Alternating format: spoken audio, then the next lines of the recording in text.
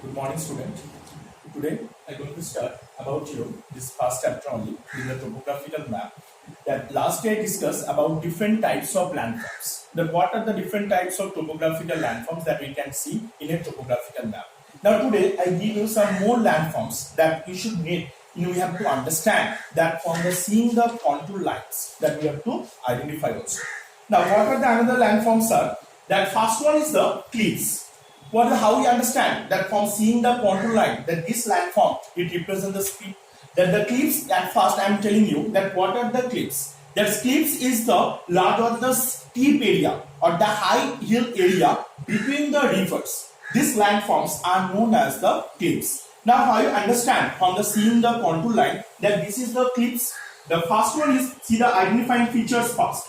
That when all the contour line almost this type pattern, all the contour lines are joined with each other. All the contour lines are joined, especially it being joined. All the contour lines, you can see here in the board that all the contour lines it should be joined with each other.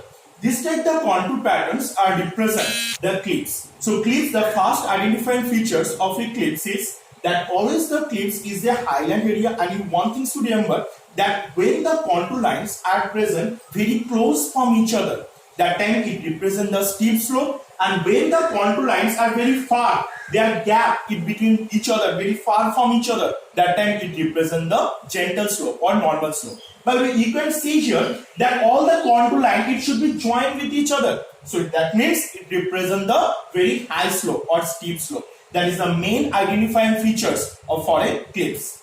Now the next is the ridges. Ridges, how you understand from seeing this one, the ridges also almost like the mountain type shape, but it's a flat portion. The top portion is a very flat in nature. Now from seeing the ridge identifying features, we have to understand that is a ridge from that is fast. Those are the contour lines. It's exact in oval in nature. Contour lines are exact oval in nature. That is the fast identifying features. And the contour value. That contour value, the highest contour value you can say also that is located in the center of this contour lines. Highest contour value is located at the center of this contour line. And the more unique features, important unique features is that in the both the side of the contour lines, both the sides, see here the distance, here the distance, both the side the gap or the contour interval between the two contour line are being equal. By seeing these two identifying features, we can easily understand there is a figure of a ridge. So what are the identifying features for a ridges? The first one is that contour lines are all exact oval in shape, and the second point is in the both the side the gap or the interval between two contour lines are being equal.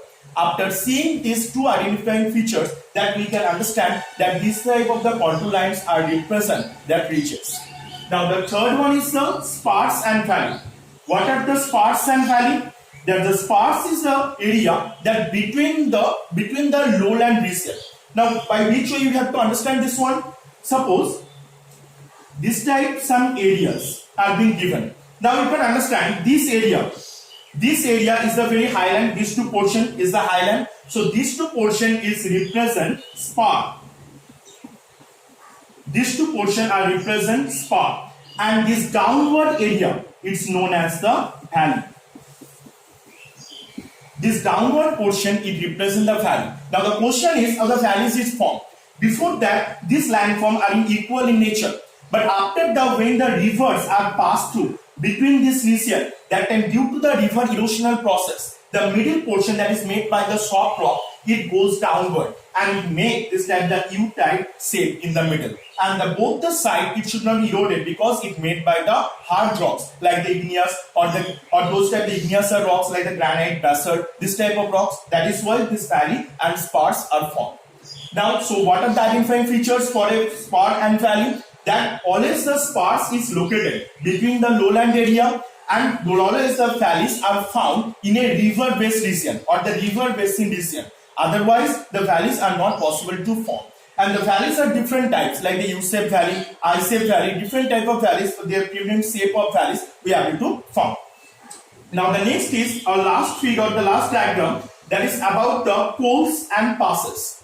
What are the cols and passes? That when the cols means here the between the two mountain, Suppose both the portion, the two mountain regions is there, but between the two mountain region, the angle, this is the dip or the angles between the two mountain ranges are known as cols. What are the cols? The dip or angle between two mountain ranges are known as cols. Now this one is the coast. So this coast region, the height of the landform is very high. So people cannot easily cross to go from one side to another side of the region. But in the next one is about the passes. Passes means the empty place between the two mountains. Here one mountain, here one mountain. The gap or this empty place between the two mountains is known as the passes or the mountain passes. So what is the definition of mountain passes? That gap or empty place between two mountain regions are known as mountain passes. Now from here the one question will come that mountain passes why important for the mountainous people. Now what to write? Why the mountain passes is very important for the mountainous people? Because as we know, in the mountain region, most of the area are covered by the high hill region.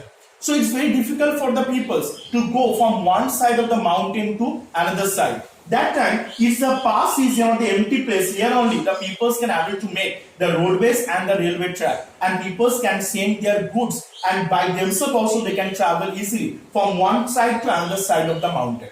So these are the different types of landforms that we have to identify from seeing the contour lines in a topographical map. I hope you understand this all the landforms, and today up to here. Next we discuss more. Thank you.